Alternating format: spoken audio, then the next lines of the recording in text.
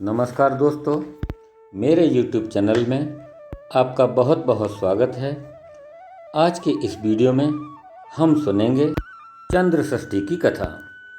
चंद्र षष्ठी को चंद्र छठ अथवा चना छठ के भी नाम से जानते हैं। भाद्रपद महीने की कृष्ण पक्ष की षष्ठी को चंद्र छठ अर्थात चना छठ अर्थात चंद्र षष्ठी मनाई जाती है। भादो महीने के कृष्ण पक्ष की छठी को कुंवारी कन्याएं एवं नवविवाहिता ही व्रत रखती हैं। इसकी संक्षिप्त में पूजा विधि इस प्रकार है। लकड़ी के एक पटे पर जल का लोटा रख दें और उस पर सतिया बना लें।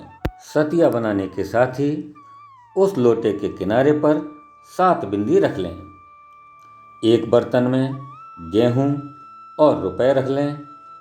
अब हाथ में गेहूं के 7 दाने लेकर चंद्र छठ की अर्थात चना छठ की कथा को सुनना चाहिए।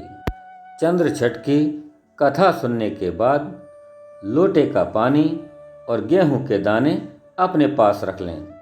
शाम को चंद्रमा को अर्घ दें और गेहूं एवं रुपया ब्राह्मणी को दान में दे दें। आइए अब सुनते हैं चंद्र छठ चंद्र षष्ठी अर्थात चना छठ की कथा। एक नगर में एक साहूकार और साहूकारनी रहते थे। साहूकारनी मासिक धर्म के समय भी बर्तनों को स्पर्श करती थी। कुछ दिनों के पश्चात साहूकार और साहूकारनी दोनों मर गए। मरने के बाद साहूकार बैल की योनि में गया और साहूकारनी कुतिया की योनि में गई। ईश्वर की कृपा से साहूकार और साहूकारनी, जो कि बैल और कुतिया की योनि में थे, अपने लड़के के घर में ही रहने लगे। बैल सारे दिन काम करता और कुतिया घर की रखवाली करती थी। एक समय की बात है, एक दिन उसके पिता का श्राद्ध आया।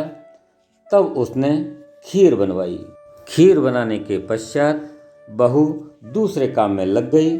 उसी समय एक चील अपने पैरों के पंजे में एक सर्प को दबाकर उस तरफ आई और उसके पैर के पंजों से सर्प छूट गया और वह सर्प खीर के बर्तन में जा गिरा। इस पूरे दृश्य को कुतिया देख रही थी। तब उस कुतिया ने सोचा कि जब ब्राह्मण आएंगे और वह भोजन करेंगे तब वे ब्राह्मण मर जाएंगे, परंतु मेरी बहू ने तो यह सब कुछ देखा ही नहीं है। तब वह कुतिया जोर जोर से चिल्लाने लगी। कुतिया के जोर जोर से चिल्लाने पर जब बहू ने उस कुतिया की ओर देखा, तब तक उस कुतिया ने अपना मुंह उस खीर के बर्तन में डाल दिया जिसमें मरा हुआ सर्प पड़ा था। कुतिया को ऐसा करते देख गुस्से में बहू ने एक लकड़ी उठाई और उस लकड़ी को कुतिया को दे मारी। वह लकड़ी कुतिया की कमर में लगी, जिससे उस कुतिया की कमर की हड्डी टूट गई। उसके बाद उस बहू ने उस पूरी खीर को ले जाकर बाहर फेंक दिया और वापस आकर उसने दूसरी खीर बनाई। कुछ देर के पश्चात सभी ब्राह्मण आए और भोजन करके चले गए, लेकिन गुस्से से भरी बहू ने उस खीर को कुतिया को भी नहीं खाने दिया। कुतिया भी बेचारी पूरे दिन भूखी ही बनी रही।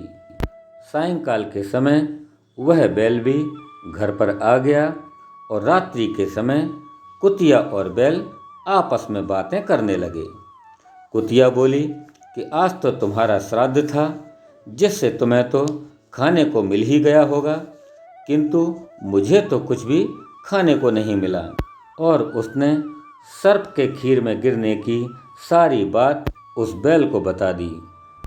तब बैल बोला कि आज तो मुझे भी खाने को कुछ नहीं मिला है और आज काम भी मुझसे बहुत कराया गया है। उधर बहू और बेटा चुपके से बैल और कुतिया की बातें सुन रहे थे।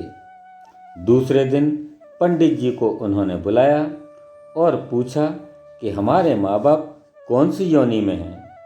इस पर पंडित जी ने कहा कि पिता तो तुम्हारे बैल की योनि में हैं और माता कुतिया की योनि में। जब उन दोनों को इस बात का पता चला कि ये दोनों हमारे ही माँ बाप हैं, तब उनको पेट भर के खाना खिलाया और पंडित जी से पूछा कि हमारे माँ बाप को इस योनि से कैसे छुटकारा मिलेगा।